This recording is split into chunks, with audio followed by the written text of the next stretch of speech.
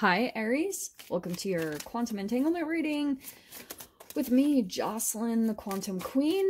This is for Aries, Sun, Moon, or Rising. And as always, welcome to my cross-watchers. Cross-watcher, you could be dealing with an Aries, and the message could actually be for you. So feel free to take it however it resonates with you and your situation. Keep in mind that these are general and timeless readings, and if you guys would like to book a one-on-one reading, my information is down below, but I do have a hold still on the readings. When I get caught up and everything, I will let you guys know. I'll announce it back on the channel for those of you that have been reaching out and inquiring, which is fine, I understand, but don't be offended if it takes me a long time to get back to you. Okay, I love you guys. So popping out the very first card, we've got the Hermit. So I think that this could be someone that you're connected to. It could be a Virgo for some of you guys. There's almost someone that you're either at a distance from, like someone could have isolated themselves from you. You just feel like you're kind of in the dark when it comes to what's going on with this specific person. There's a little bit of curiosity there. Isn't that interesting? 9 of Cups. So, yeah, that's what I was getting, is there's like a wish or something to be closer to a specific person.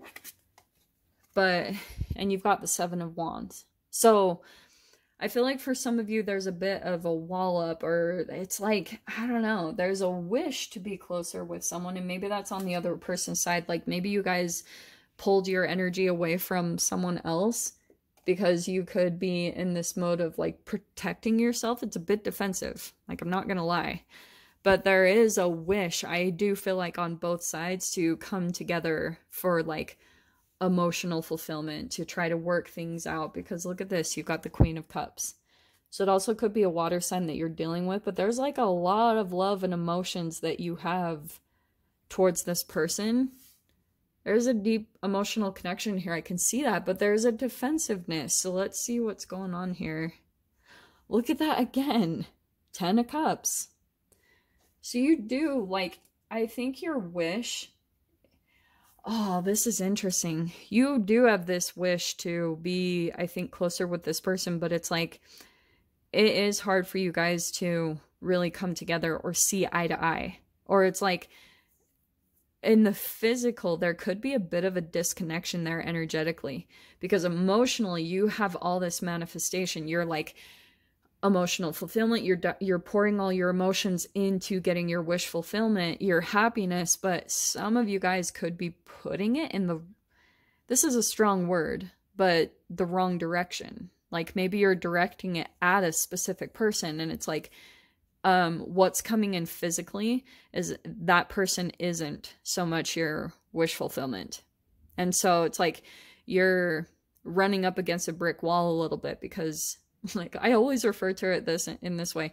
I don't know why I always pull out video game stuff. I haven't played video games in years. I used to love it, but it's like in those video games when a player keeps running against a wall, it's like on repeat. That's what I see here. It's like you're continuing to like be so determined that this is the person. So I can see that because you have a lot of emotions for them.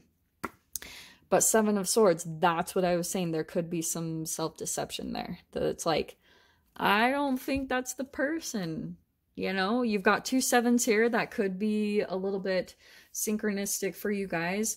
Here's the fascinating thing. I love this. With the Hermit card, the Hermit energy is the 7 in numerology energy to me. It's a philosopher. It's someone that spends a lot of time alone. So maybe you guys do that, or you're in that mode right now where you're like on your own, or you're doing a lot of deep soul searching. And there's something that also on the other side of things could come out as a wish manifestation from that process. So here's the fascinating kind of energy from that. In your past position, wow, you have the King of Cups. So a lot of emotions here. A lot. Like so much that this is sometimes like that ooey gooey, like cheesy romantic love with all this. But there is like some discontent here. There's just something not quite lining up. And there could be something here about this Seven of Swords, that there's almost like a deception or a sneaking around or something. And it's like either you know, Aries, or the other person does. I don't know. It's kind of hilarious, but that is crazy that those came out together. Wow. Okay, Judgment card. This is possibly coming back for some type of reconciliation, or, you know, like, some type of rebirth, you know, resurrection to the connection, coming back in, trying to make it work, trying to see if it will line up this time. Let's see if it will. In the fear position is the Ace of Swords. So communication. So that's good, because I feel like that could be communication that comes in to clear up this Seven of Swords, whatever this deceptive energy is. So that could come in from the other person, or you, maybe Aries, have things to get off your chest and say to this person. That's very possible. In the Strength position, we have the Tower card. Okay. Okay. With that being in that position, I almost feel like this does have to kind of come in shockingly, or to your unbeknownst in a way. I don't know. There's just something about, let me pull one more card because I'm like kind of grasping here. There's Four of Wands. I don't know who this reading is for, but this seems positive. Here's the Seven of Swords though, but here's the thing. There could be a little bit about, like, maybe you're a bit defensive because you felt like this person had lied about something in the past. Okay, that's possible. Or you feel like this person is hiding something from you, or they're holding back. They're not like telling you everything in a way. So there could be something here where you're like, okay, we need to talk, you know? But this combination, I think what could shock you for some of you guys is that this person might propose actual marriage or commitment, just moving up to the next level. But yeah, there'll be a lot of communication that needs to take place to kind of clear up any type of illusions or things like that. Wow. And the Sun card. Aries, your readings are always so, like, good, I feel like. Here's the thing. I feel like this is just going to make you feel amazing, by the way. Especially if this person starts to, like, really want to commit and say the things that maybe you've been wanting to hear. That could be the thing that comes in and you're kind of like shocked, like, wow, this person is actually saying all the things that I wanted them to say all the freaking long. And there you are in your mind. In your mind, you're feeling like unbelievably positive about this. You're like, oh my gosh, it just freaking happened. But I feel like there's a part of you, just going back to this, that you're like getting your wish fulfillment. It's happening for you, but you're not really revealing it. That's what I love about this. It's like, some of you guys might, so I don't want to say that straight up, but I feel like you're like not totally wanting to show this person how much happiness you have that they're coming back in. Do you know what I mean? You're kind of like, oh, holding back on that a little bit. And I wouldn't necessarily, but I can see all the emotions that you have towards this person. It's like there's been a waiting for this to come back together, or like a lot of emotions around coming together. Both of you, I feel like, have this, honestly. Your final outcome is the Four of Cups.